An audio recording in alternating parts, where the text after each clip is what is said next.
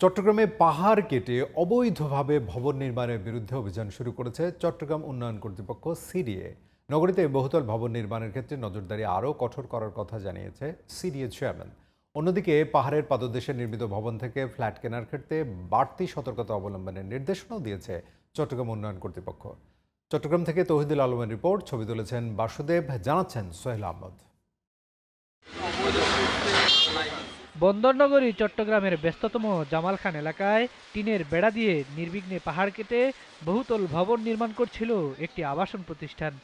অভিযোগ, জমির শ্রেণী পরিবর্তন করে প্রায় ৩০ কাঠার জমিতে জালিয়াতির মাধ্যমে সিডিএ থেকে ১৪ তলা ভবন নির্মাণের অনুমতি নেয় প্রতিষ্ঠানটি। পাহাড় কেটে ভবন নির্মাণের খবর গণমাধ্যমে প্রকাশ পেলে টনক নড়ে চট্টগ্রাম উন্নয়ন কর্তৃপক্ষের।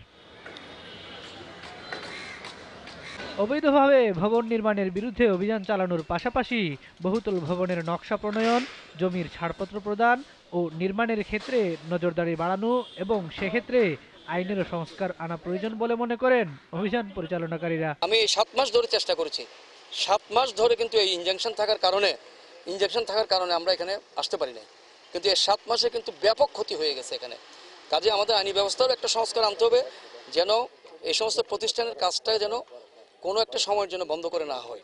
অন্যদিকে পাহাড়ের পাদদেশে নির্মিত ভবন থেকে ফ্ল্যাট কেনার ক্ষেত্রে ক্রেতাদের বাড়তি সতর্কতা অবলম্বনের নির্দেশনাও দিয়েছে চট্টগ্রাম উন্নয়ন কর্তৃপক্ষ। অতীতে যা হয়েছে, এখন সামনের থেকে আর পাহাড় কাটতে দেওয়া হবে না, পাহাড়ে একটা মাটিও সরতে দেওয়া হবে না।